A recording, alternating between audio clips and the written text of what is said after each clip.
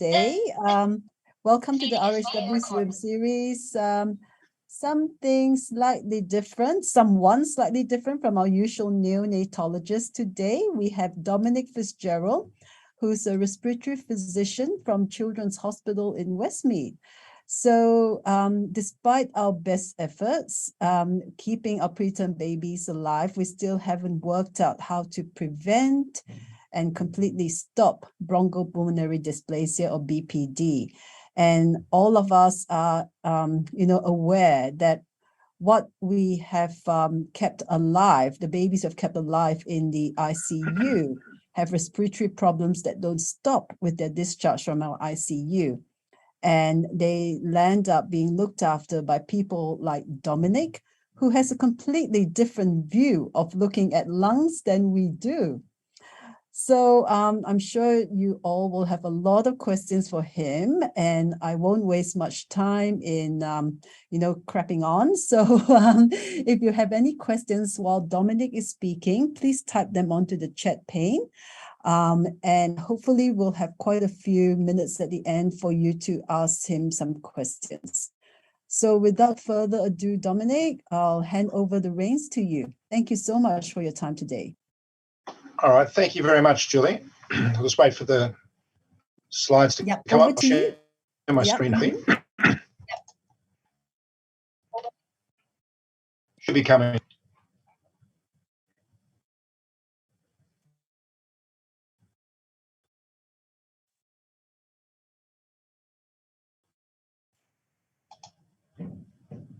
How's that? Not yet. Very slow. Okay, brilliant. Got it. Okay. Yep. Thank you. All right. So, look, thank you very much for the opportunity to talk, Julian, and welcome everyone, wherever you are in the world, at whatever time of day or night it is. So, my name is Dominic Fitzgerald. I'm a respiratory and sleep paediatrician at the Children's Hospital at Westmead in Sydney. And I'm going to talk today about the BPD infant at home from the eyes of a respiratory physician and policymaker. Now, disclosure statement. Sadly, I have no financial disclosures to report. However, to suggest that I would be considered a policymaker may be flattering. If I were an accountant, that may have been viewed more favourably by the health bureaucrats. Anyway. So today I'm going to talk briefly about embryology, physiology and BPD definitions, which much of this will be quite familiar, I'm sure, to you. I'm going to present a little information on local changes in outcomes here in New South Wales, where I practice and Julie practices. I'm going to then talk specifically about adequacy of oxygenation and monitoring, which is quite relevant for the grant, the Thrasher grant particularly, sleep, breathing, ventilatory control, talk a bit about pulmonary hypertension, exercise capacity, and some briefly about neurocognitive outcomes if time allows, but we can always curtail that as we go. So now if we think about BPD as occurring superimposed upon the complications of extremely preterm delivery, and by and large we're talking about less than 28 to 30 week gestation infants, and from a respiratory physiology point of view, what we have to appreciate is that the lung structure is quite different in terms of the number of alveoli and the number of blood vessels that feed those alveoli, and so the struggle initially is to get these very preterm babies, less than 1,000 grams, less than 28 weeks, to survive. And you guys in the neonatal units do a wonderful job in achieving that. And some of the legacy of that is probably up to 40% of the sort of main population we're talking about, under 1,000 grams, may have chronic lung disease of prematurity. Now, my personal view is actually chronic lung disease of prematurity exists in all these extremely preterm infants. A more severe form is what we call bronchopulmonary dysplasia. So I think there's a legacy of prematurity per se and an added burden of BPD superimposed upon physiologic limitations, which apply to the number of alveoli that are there. So certainly there are fewer alveoli and there are fewer blood vessels that are actually feeding those alveoli. Now the space on the chest is taken up by bigger alveoli, but fewer of them, which is reasonable for gas exchange at rest, but it really sort of unmasks itself when you become a bit older, in middle and older childhood into adulthood, where you get some respiratory limitation, particularly exercise limitation. And that's probably mainly due to the limitation of vascular permeation and the interface with the reduced number of alveoli. The good news is that alveoli continue to multiply and grow after you're born. So what you start with is not what you finish with, but you're certainly down in terms of numbers of alveoli and complexity of the interaction between blood vessels and air sacs. And on this diagram, I've shown that on the left-hand side from a paper from Lucia Smith from about 10 years ago, looking at the alveoli and how gas exchange occurs and the thickened gap, if you like, between in the interstitial fluid near the air-blood barrier that you can see there. I've also shown here on the right-hand side a schematic for the timeline, if you like, respiratory development or alveolar development at the same time that you have vascular development, and how the two are interrelated and likely have cross-signaling at a cellular level, allowing for sort of mutual development with time. What we're really talking about here is the fringe of viability from around sort of 23, 24 weeks onwards toward term. So if we look at this also from a more recent article by Louis and colleagues from Perth, what you can see here is essentially the same things. We're talking about the phases here of lung development from embryonic to full term. And what we're really talking about here is sort of earliest preterm delivery moving toward term, the various changes that I've shown on the previous slide, as well as, if you like, the neonatal forces courtesy of the neonatologist. So the amount of oxygen that we give to maintain adequate oxygenation of the babies, if you like, corticosteroids that are often given, less so now than previously, but short burst DART protocols rather than the prolonged Avery protocols. And if you like, mechanical ventilation, so be it endotracheal or non-invasively, as we're increasingly and appropriately using, and the volume trauma and barotrauma that causes some damage to the airways. So in order to survive, we have to cause more damage. Ironic. So then if we look at how we would define chronic neonatal lung disease, which is what we tend to call bronchopulmonary dysplasia in Australia, but I appreciate North America and Europe quite like BPD as the term. I use the terms interchangeably. So the evolution, if you like, of BPD has been over 50 years. If you think about Northway's original landmark paper in the New England Journal in 1967, where he described about 33 infants around 32 weeks gestation weighing about 1,350 grams, sorry, about 1,700 grams. It's quite different to, basically very few neonatologists would bat an eyelid at many of those sort of 32-weekers now, compared to what we look at with the left-sided shift of survival. So subsequent definitions, so 1978, there was a workshop on BPD in North America. Shannon's definition, talking about 28 days for babies born less than 38 weeks needing supplemental oxygen. And then you've got the workshop in BPD in 2001 and the more recent one in 2018. So then you've got the criteria for BPD from 2001. So basically it's, you've got mild, moderate or severe BPD based, if you like, at 36 weeks post-menstrual age or discharge home, whether you're in air, it's mild. Moderate is up to 30%, and more than 30% or positive pressure would be severe BPD. And if you're born at after 38 weeks, but less than 50 and you're less than 8 weeks of age, similar sort of criteria. So quite reasonable criteria back then, but not perfect. So then 17 years later, so they had some revised criteria, and essentially what this reflects is the change with technology. Basically, we've got non-invasive ventilation has become widely available for babies later in the NICU or going home. You have to remember, of course, we have Wang's bubble CPAP from the 1970s at Columbia, which many people forgot about for years. But if you like, we've got non-invasive positive pressure ventilation. We've got high flow, which is very popular. Nurses love high flow. Doctors like high flow. Babies like high flow. Respiratory physicians like CPAP. But anyway, high flow is not really practical in the home setting compared to CPAP or indeed low flow oxygen. And these criteria are met here. And this is just another rationalization of definitions, grades 1, 2, 3A and 3B with increasing severity with time. But, it serves effectively perhaps in current parlance as mild, moderate and severe. But like all definitions, they have limitations, okay? This is based on treatment rather than the underlying pathophysiology. And things have changed since Northway's time, the old BPD, then the 1990s surfactant and the new BPD. And the radiologic appearances are quite different between the old BPD and the new BPD. You don't have a nasty, horrible pulmonary fibrosis, which came from high inspired oxygen and lots of positive pressure. Now we have sort of low pressure settings and gentle ventilation that's provided in the nurseries. And we have more preterm cohort, and what we've got really is more black, slightly hyperinflated lung fields without the sort of fibrotic changes, which is a positive. The interpretation of the chest X-ray is sometimes be challenging because previously the definition was sort of oxygen requirement with an abnormal X-ray was BPD, sort of the 1980s and 90s in many people's minds. And now it's much more, there's sort of superimposed cardiac problems, airway problems, neuromuscular, as well as other sort of control of breathing issues, which have become more apparent with more work in this area over the last, say, 30 years. We also have somewhat arbitrary definitions, basically 36 weeks post-menstrual age. And are you any different if you need oxygen at 35 plus 6 weeks versus 36 plus 4 days, right? Or 37 weeks? I don't think so. But we have to have arbitrary cutoffs, I guess, to meet definitions. And there's no real consideration of altitude effects. So if you're with our colleagues in higher areas, higher altitudes, let's say Denver in the US, for example, higher altitude, lower FiO2 and lower oxygen saturations are accepted. So let's look at a bit of local experience here. This is some unpublished local data submitted to a journal yesterday, in fact. And this is looking at what Julie and her colleagues in neonatology have been able to achieve over the last 11 years. This is data from Dr. Nellie Legg, who's a neonatologist in Sydney at Liverpool Hospital. And I'm reproducing this with permission. And this is looking at 8 NICUs over 10 years.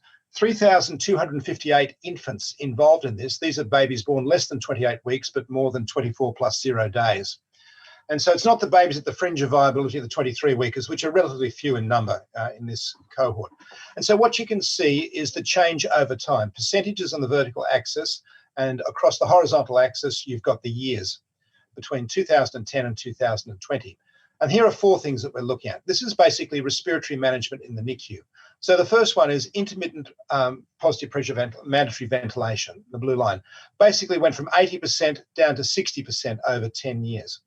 Similarly, we see a decrease in the delivery room endotracheal intubation. This is often was given for sort of prophylactic surfactant as well as for flat babies, if you like. But you see you've gone from about just under 70% down to just under 40%, about a 30% drop. And that's massive in a 10-year period. Similarly, you've got the number of babies who are still needing oxygen at 36 weeks or meeting the definition of chronic lung disease has gone up from about 40% to about 55% during that time. But that doesn't necessarily translate to going home on oxygen, which is a point I'll make a bit later on. And home respiratory support, you see, is pretty stable around 15%. So if we talk about the edge of viability here, so what's the survival done? So if you look numerically, what I have to say is the neonatologists have done a wonderful job. The mortality rate for this group of babies between 24 and 28 weeks has fallen from about 18% down to 7% over a 10-year period. And that's a phenomenal change. Similarly, if we actually look at the proportion of babies that are surviving, and this is the graph that shows you most of them are less than 26 weeks. So basically, we're getting better at looking after the more vulnerable, earlier gestation, lower birth weight babies. So that means a few more babies with BPD. And so what do we need to think about? Why is BPD important? Well, superimposed upon the consequences of prematurity, what we have is risks of rehospitalization due to viral infections or bronchiolitis, pulmonary hypertension and how to best manage that, sleep disordered breathing, control of breathing issues, poorer nutrition, and poorer neurological outcomes. And so this is basically, they have an increased risk of this, but they're also at sort of disadvantages chronically right through to adulthood with impaired lung development, lower lung function through childhood and into adulthood, abnormal polysomnograms, sleep disordered breathing, abnormal lung imaging, more reactive airways disease, reduced exercise tolerance, and increased general respiratory symptoms to adulthood. So with BPD, it's about playing the long game, not the short game, but the long game. So most studies to date have really been focusing on how can we try and prevent or reduce BPD, and less work, interventional studies, on how can we control it once it has occurred. Because the reality is there will always be some BPD at this degree of prematurity. And some interesting studies have suggested maybe there's more intervention that we need with rehab programs and things through childhood into adulthood to optimize the respiratory and indeed cardiac function, increasingly is becoming evident in these extremely low birth weight cohort. What's also changed is society's views. So this is in medicine, from the parental point of view and broader society, have got much greater expectations of preterm deliveries compared to Northway's survivors of 50 years ago. It's more than just survival, it's intact survival or optimal survival, which is what we're all working towards.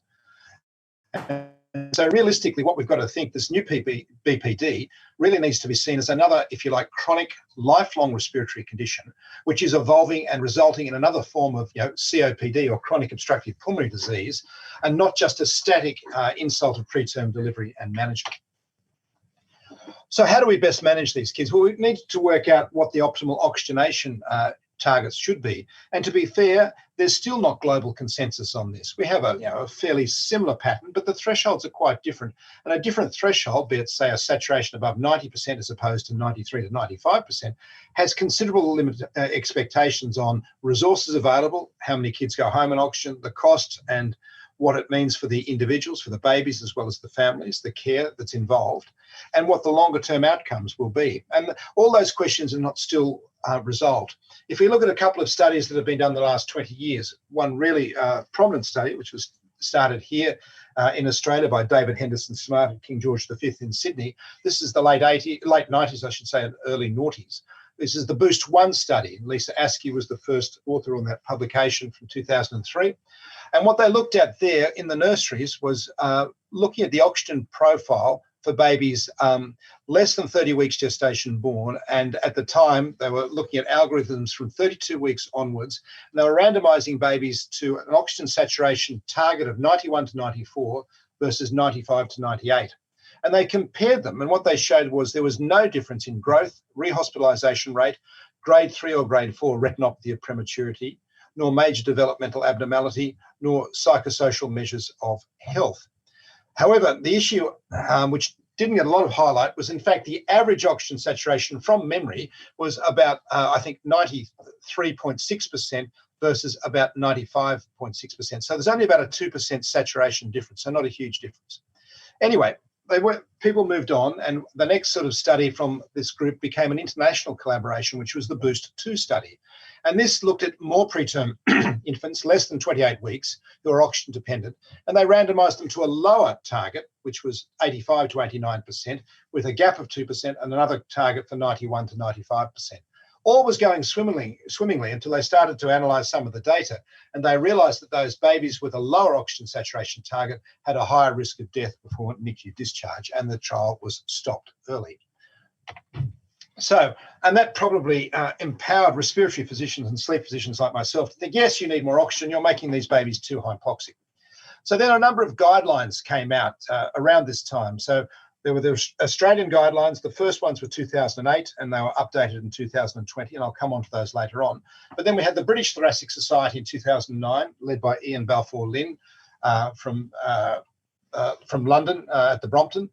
And they pointed out there was little evidence, grade C or D out of A, B, C, D, and E evidence to suggest home oxygen BPD will necessarily per se prevent pulmonary hypertension, reduce significantly intermittent oxygen desaturations, reduce airway resistance, promote growth and neurodevelopment, nor alter the rate of SIDS. And then what they said is home oxygen therapy, or HOT, was recommended to reduce the length of NICU stay, and they thought that was quite reasonable. That was good for babies, that was good for families, and many studies have reinforced this view as improving quality of life for the infant and the family, and also reducing healthcare costs. It's cheaper to have babies at home than it is to have them in a neonatal intensive care unit bed. But interestingly, in the statement, there were no oxygen targets provided in their statement. So then the American Thoracic Guidelines about 10 years later from Haynes and colleagues, they recommended oxygen. Home oxygen therapy is recommended for BPD infants with chronic hypoxemia. And they had a number of sort of definitions about that. They talked about the benefits of better growth, short-term oxygen use reduces mean pulmonary artery pressure, which is true, and nocturnal use improves sleep duration and decreases arousals.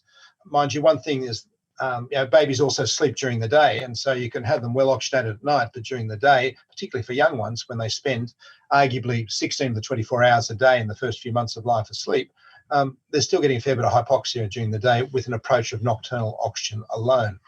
So there are evidence of redefining hypoxemia. They looked at 31 studies in reaching their definition, and this definition sort of still pretty much sticks today. Basically, 5% of the time where you're recording oxygenation continuously, or 3 independent measures, which suggest that you've got oxygen saturation less than 90% if you're under 1 year of age for 5% or more of the recording, or less than 93% if you're 1 year or older in terms of BPD. And their conclusions were that you need to identify oxygen levels associated with optimal growth and development, identify the best practice for weaning and discontinuing home oxygen therapy in children. So, more work to be done. So then the Europeans, never to be outdone, came along a year later, and this is the European Respiratory Society talking on the management of long-term management of children with BPD. They had PICO questions, as the Europeans do like to do. So question 8 was, does treatment with oxygen versus no oxygen affect important and critical defined outcomes? Again, they cited low level of evidence, conditional recommendation for home oxygen therapy to maintain saturations at 90% or above, conservative by Australian standards. Their considerations were that the new BPD is promptly characterised by an arrest of airway and vascular development. They talked about pulmonary hypertension as a component that is under-recognised. I think we would all agree with that. The definition was questioned. So basically, should there not be a sliding scale? Even if you're not in oxygen at 36 weeks, you've still got some lung disease, as I alluded to earlier. They talked about severity grading and threshold for interventions, which needs to be balanced with the risk of adverse outcomes. So particularly retinopathy of prematurity. And so prolonged oxygen to minimise retinopathy problems has been around for some time and is one indication sometimes for prolonged oxygen use, which actually probably also helps the lungs for some of these babies. They talked about the need to get better biomarkers, biological markers of BPD, which is an ongoing quest. It's like the Holy Grail. And they need long-term studies to monitor pulmonary, vascular and neurocognitive outcomes, which we would all agree with. Interestingly, from our point of view as a group interested in monitoring, the utility of home monitoring on informing temporary decline of BPD is not fully known. That was 2 years ago from the Europeans. Here is a gap in the field, Julie, for you to lead. So the Australian guidelines, and to summarise, we had ended up with 8 points. So the original ones we wrote in 2008, and then we revised them in 2020. And this is from the 2020 paper that Nitin Kapoor was the first author on. So again, we talked about maintaining target saturations at appropriate levels over time, and I'll come to those. We talked about assessing with overnight oximetry in the days before discharge as your baseline and having the first clinical review within 4 to 6 weeks. That's quite consistent with the Americans and the Europeans and the Brits. Therefore, thereafter, we talked about monitoring saturations every 1 to 2 months, and less commonly in the older babies, perhaps 3 monthly when they're in long-term oxygen, perhaps over the age of 18 months or 2. We prefer 24-hour therapy with oxygen here in Australia, although we do acknowledge some older infants may not tolerate the daytime oxygen, and you may have to compromise just to have it at night. But our preference is round-the-clock oxygen rather than weaning them to nighttime alone. And supplemental oxygen for infants is usually prescribed in steps. Most children in Australia would not go home if they needed more than about a quarter of a litre, 250 mils. Rarely that some do in half a litre, but mostly it's 250 mils or less. But the vast majority are probably an eighth of a litre, 125 mils or less. In some centres, lower flow rates are available, particularly with ultra-low flow meters. And it may just be a trickle of oxygen before the baby for a few weeks before the babies come into room air. And so in general, overnight oximetry, we believe, should be performed on the current prescription first. If a previous oximetry on this flow is recent and found to be at or above target, it would be appropriate to go straight to an assessment on a lower prescription. So let's just say you're on 125 mils before, that was satisfactory 4 weeks ago, then I would probably go to half that, 62.5 mils as an overnight prescription, then go back to your 125 until that information was available. And so whilst the oxygen targets are the main guide, I think you have to have a holistic care and you look at the overall picture of the baby. So you've got to examine the baby, not just look at the downloads. And what's the baby's respiratory rate like? What's their effort of breathing? How are they growing? How many grams they're putting on? Track and plot their growth. Look at markers of pulmonary hypertension, clinical markers, but a lot of kids have got subclinical pulmonary hypertension. And look at comorbid cardiac disease and that's potential influence. And the other is airway problems as well, which are becoming increasingly recognised as contributing to problems with gas exchange. And we believe oxygen can be discontinued when the target saturation is achieved without supplemental oxygen. So here's a nice schematic.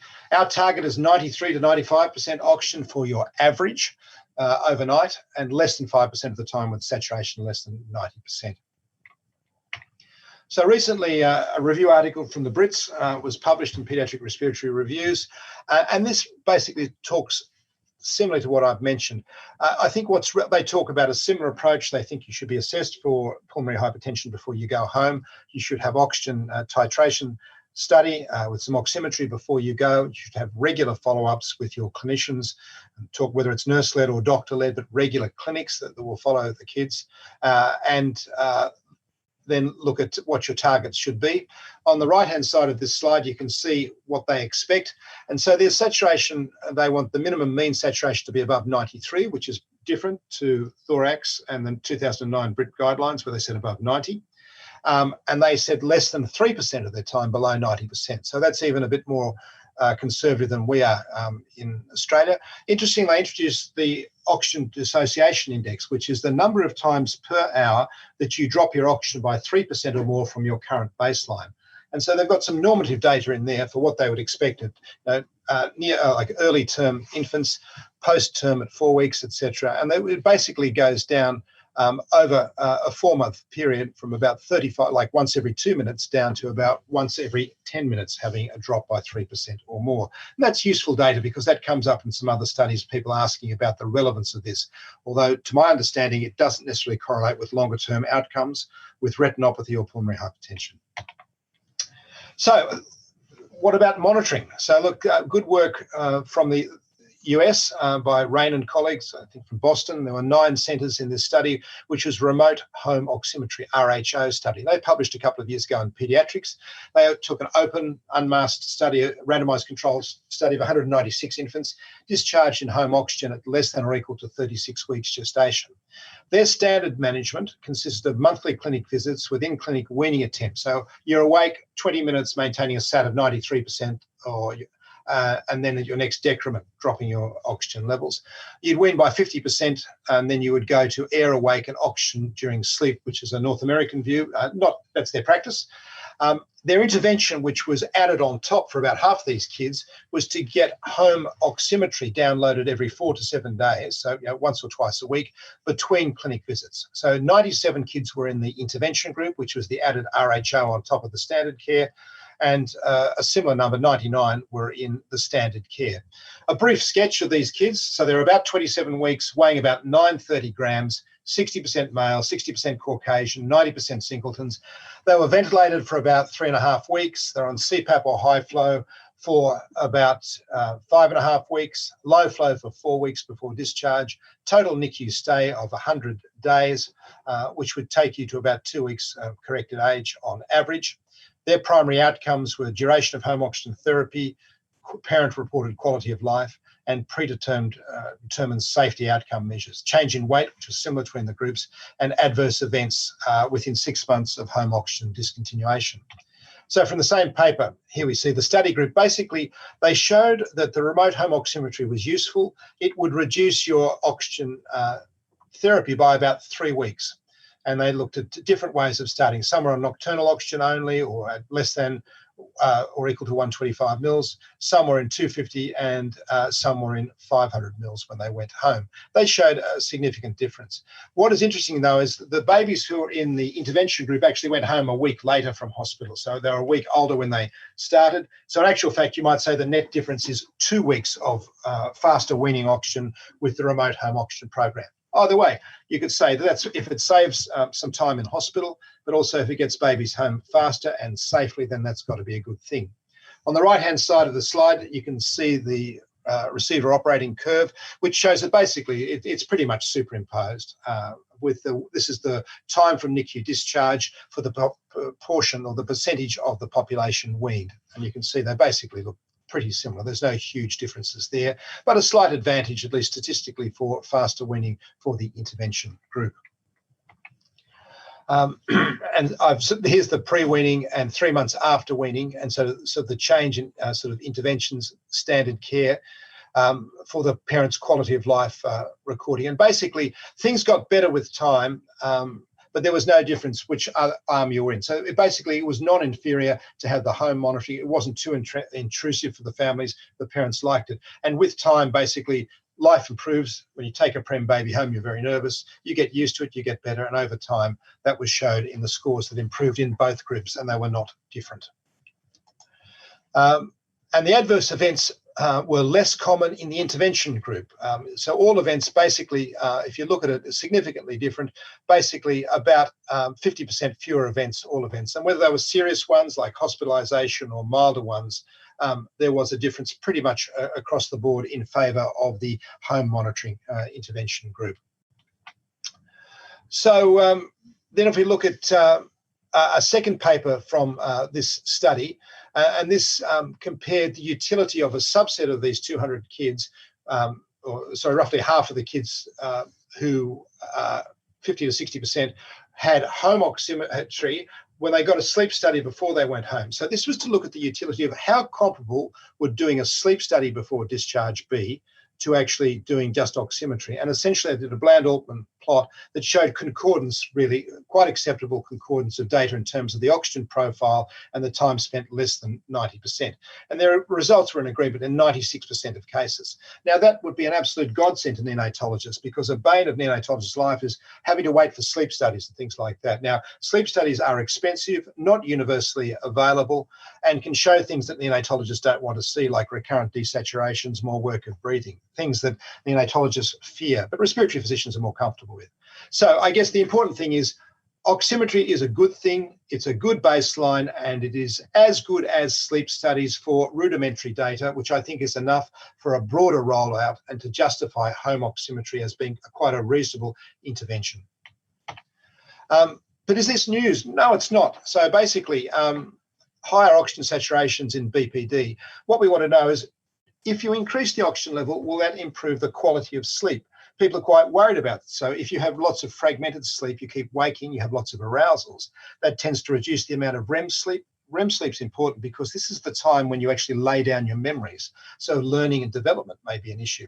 The other issue, of course, is slow wave sleep, or non-REM sleep, is quite important, because your first epoch of slow wave sleep is also when you release most of your growth hormone, and growth hormone is the most important postnatal hormone for facilitating growth in all of us, whether preterm or not.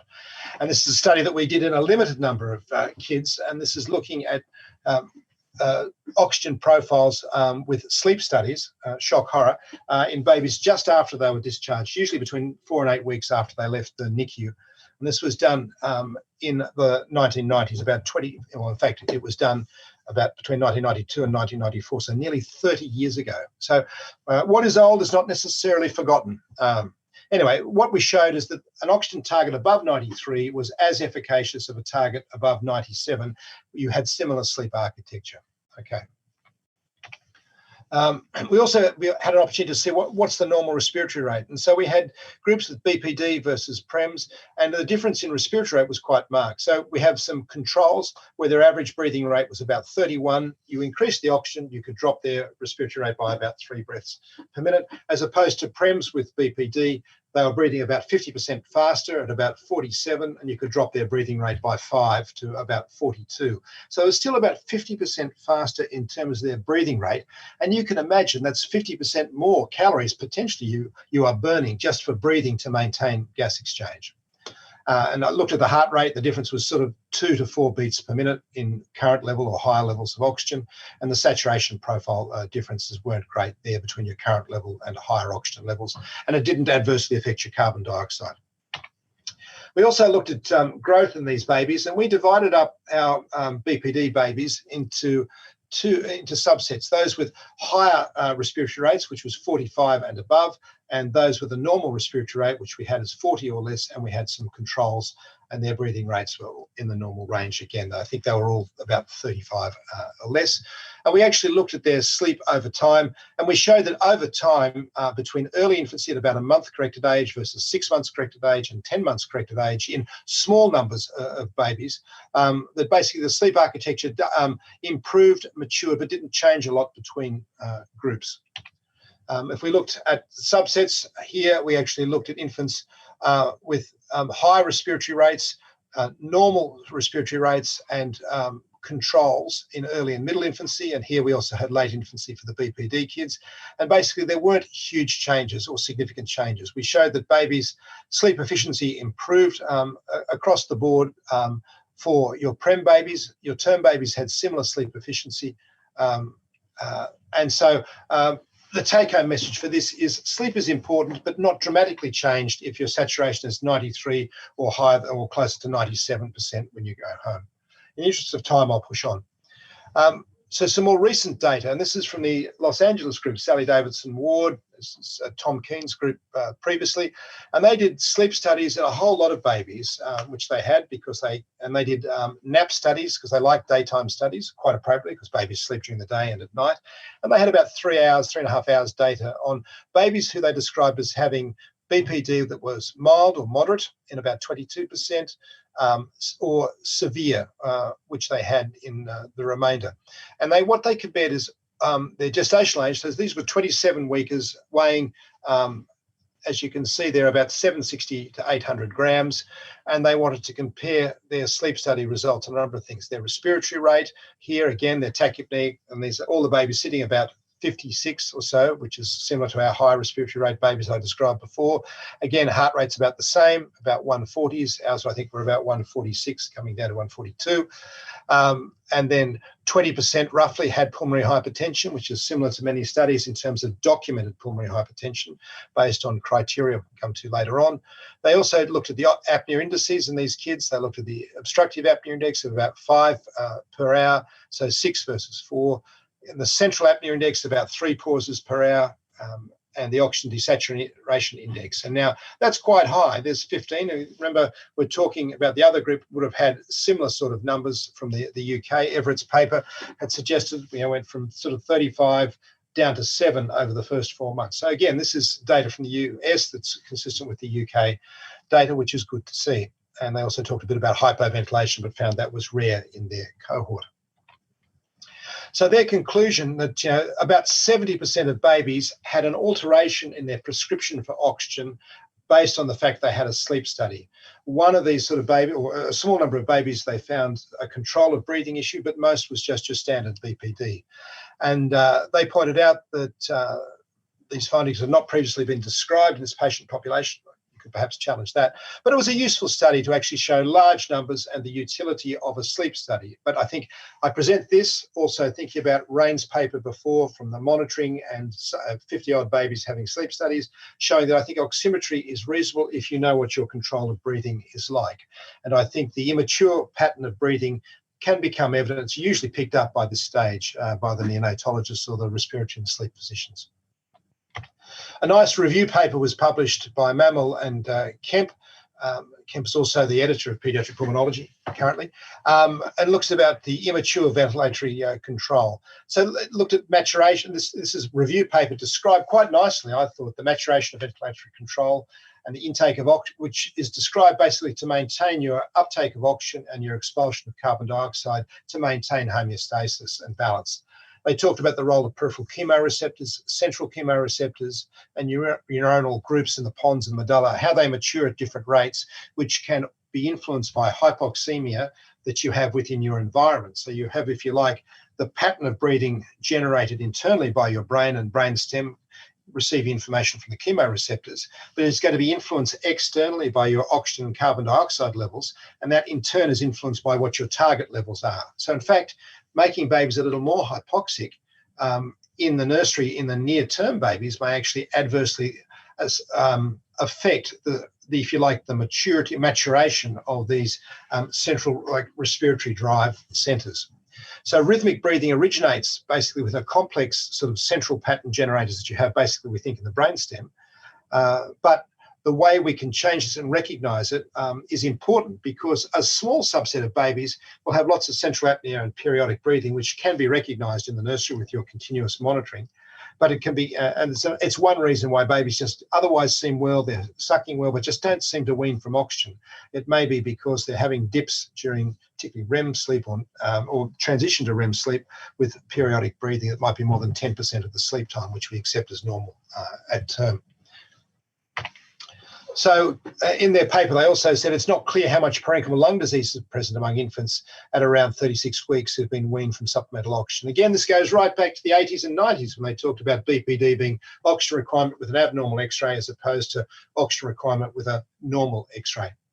And even if you look at the correlation, as we did in a paper in the 1990s, looking at two radiologists, we got to blindly score kids with chronic lung disease, BPD, and look at the x-rays and have a scoring system.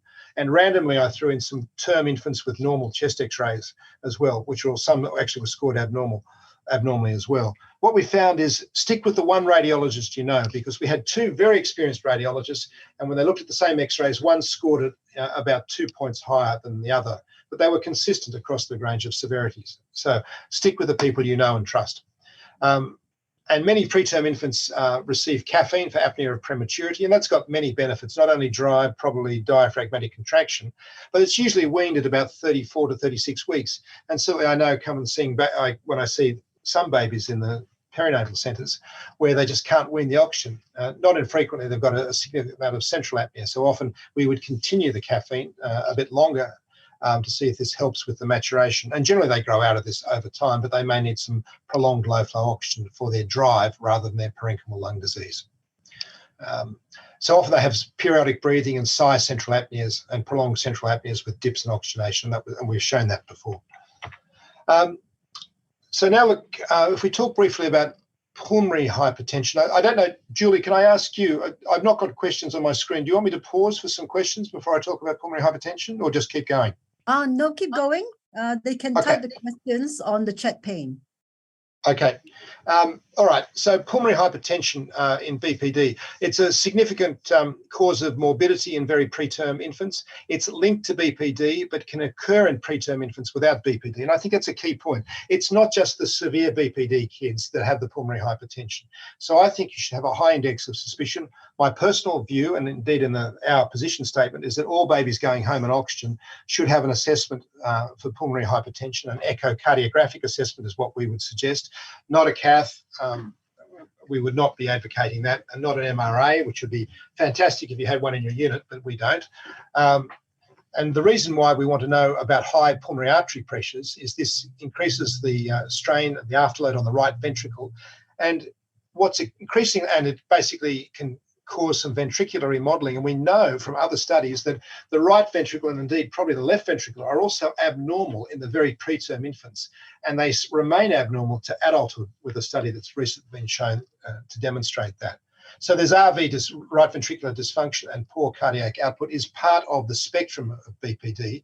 And it's something that's quite amenable to pulmonary vasodilators, such as sildenafil and the more recent tadalafil that's available. And obviously BPD is associated with poorer, and pulmonary hypertension associated with poorer growth, greater mortality before leaving hospital, and poorer neurodevelopmental outcomes, even if you adjust for preterm BPD and pulmonary hypertension on top of that. So pulmonary hypertension is something that we did consider, again, back in the dark ages, about 30 years ago. And what we looked at is a cohort of ex-prems, and we looked at some term babies, and we did echoes to assess, if you like, a marker for pulmonary hypertension. And this is the ejection time in the right ventricle, the time to peak velocity over the right ventricular ejection time, just distal to the pulmonary valve and the main pulmonary artery. And so we did this on a large cohort of children at about 4 to 6 years of age, not months, years of age. And what we showed is about a third of them have got subclinical pulmonary hypertension. And so this was defined arbitrarily, and this was something at the time that was quite new. There was one paper previously published by Lynn Archer from the UK on this, and we adapted that here in our Australian population. And so this actually is consistent with more recent and studies that have shown that there is some remodeling of both, or there is abnormalities of the vasculature that we presume, as well as the airways, as well as the heart. And so in terms of what really gets picked up later on, babies, it's not so obvious. A bit of exercise limitation when kids are running around, but it becomes more obvious when they go to school, when neonatologists have forgotten about these kids and they're just sort of out in the community with the general paediatricians. They get treated for asthma. They don't really have asthma. They have exercise limitation without wheeze, but they might cough a little bit. What they've got really is a degree, I think, of insufficiency of pulmonary blood flow that may be inducible with exercise programs during childhood. But this legacy of abnormality of the lungs and the heart and the circulation continues to adulthood, and it can be associated with a reduced exercise tolerance that is apparent. So basically we showed about a third of kids have got subclinical, what we thought was mild, if you like, subclinical pulmonary hypertension, not on treatment, otherwise well-looking kids, but with abnormal markers. A more recent meta-analysis of looking at BPD and pulmonary hypertension was published here by Al Ghanem and colleagues, and this was published about 5 years ago. And this sort of looked at the data, and you see on the right-hand side, here's their selection log for the studies.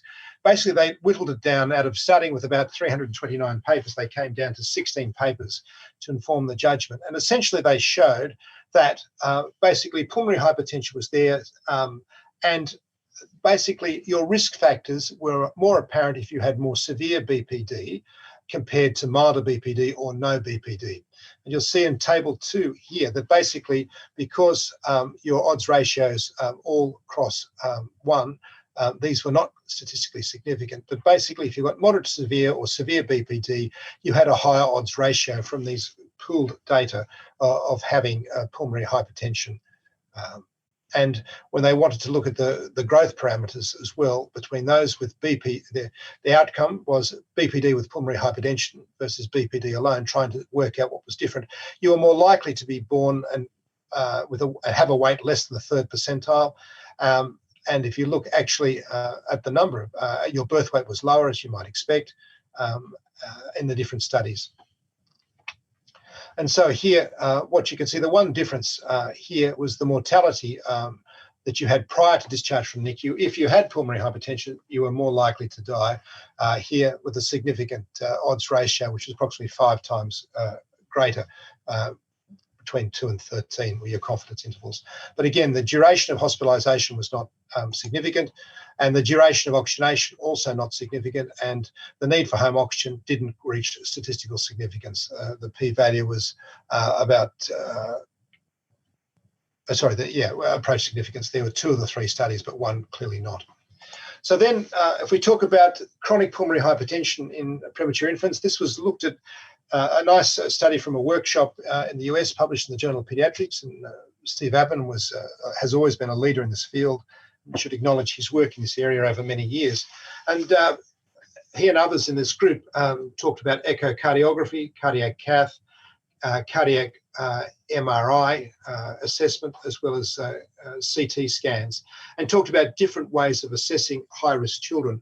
Now, from a practical viewpoint, I would say I think echocardiography is by far and away the main assessment tool that's practically available to people, a bit like oximetry for weaning oxygenation rather than sleep studies for everybody.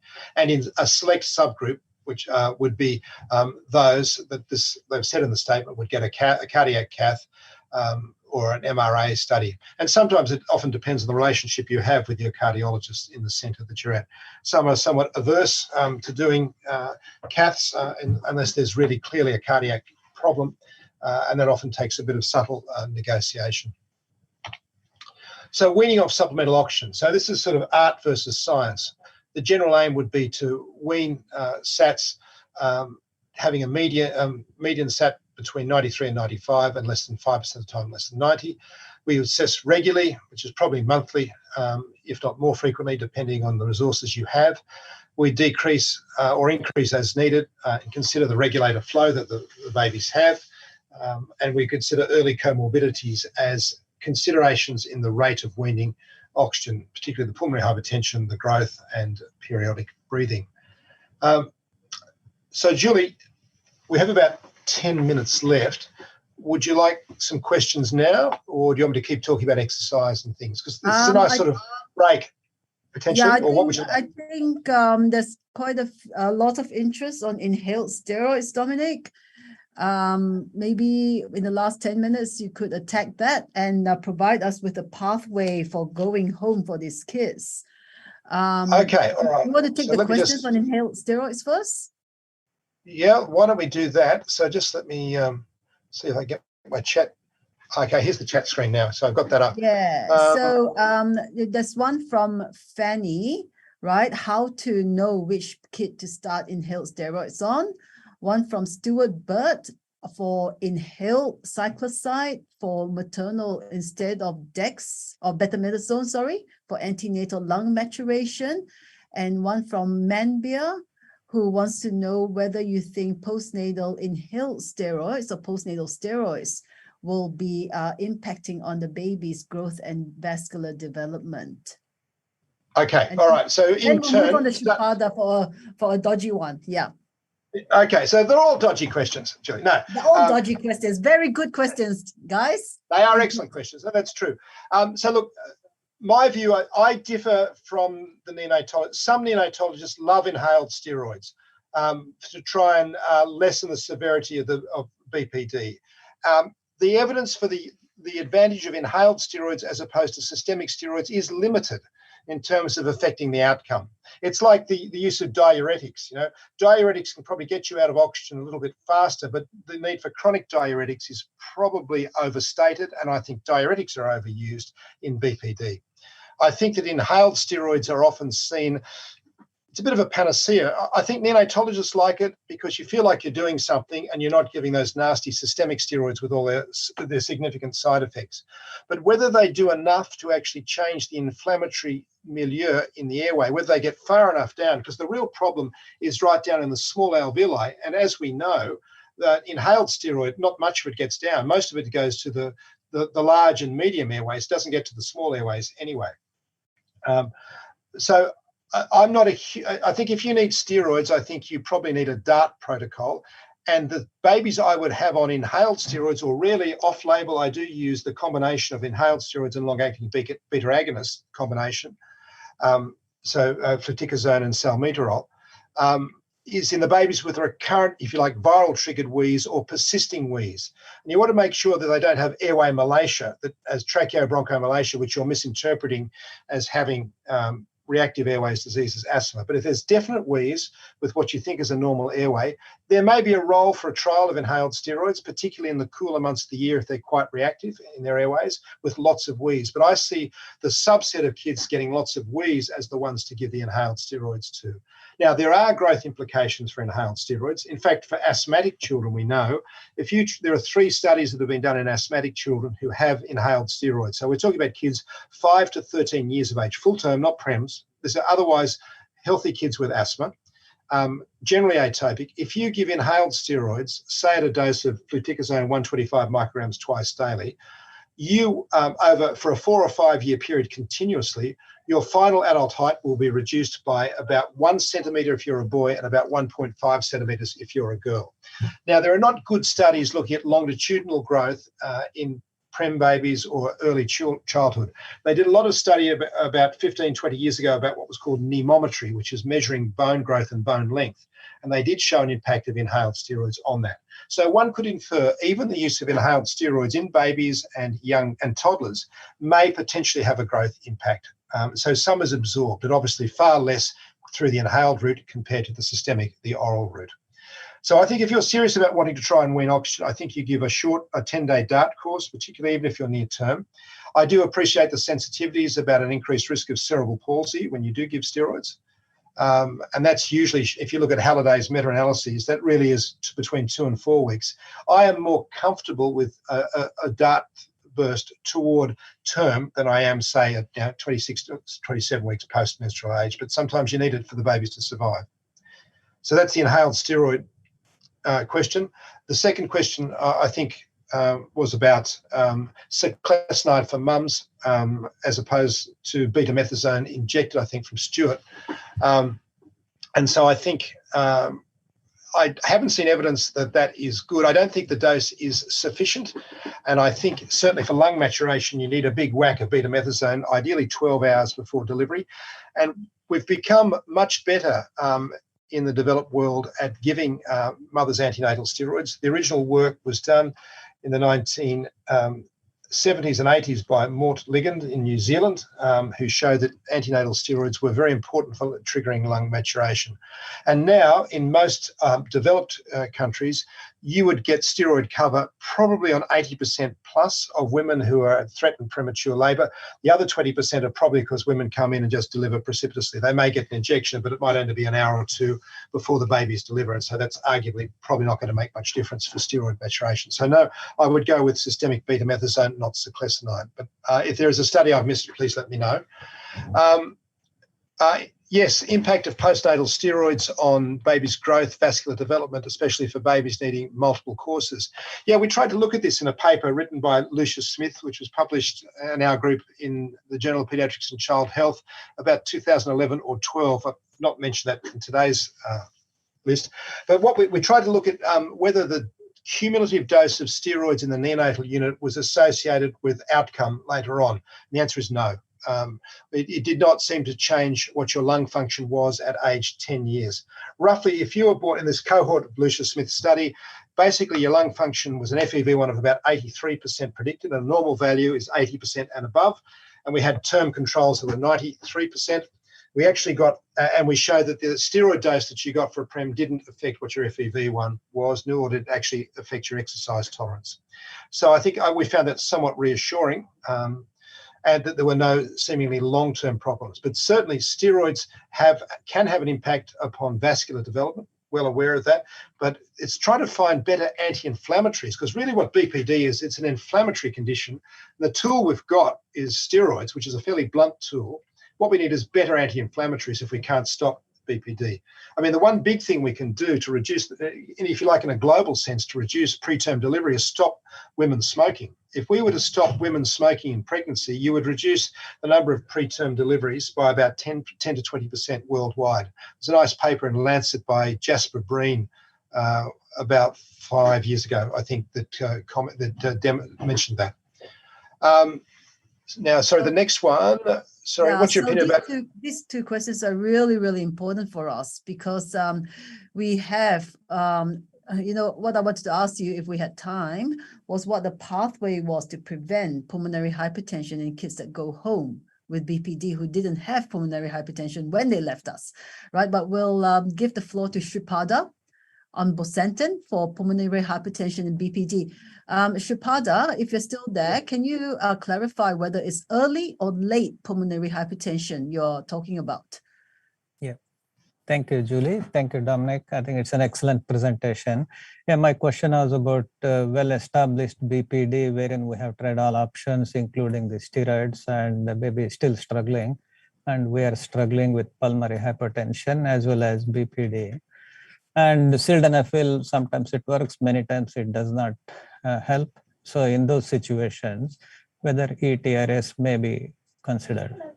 So you're talking about pulmonary hypertension after 36 weeks? Correct. Okay, Yeah. Okay. Yeah. Mm-hmm. So I guess the challenge is with the bosentan, you're going to have to deliver that in hospital rather than at home. Would you have that as dual pulmonary bosentan as well as your sildenafil? Would you be using two, you're suggesting? Yeah, I mean, we haven't tried it. We have occasionally requested our cardiologists, but overall consensus has been stick to sildenafil, which we have done so far.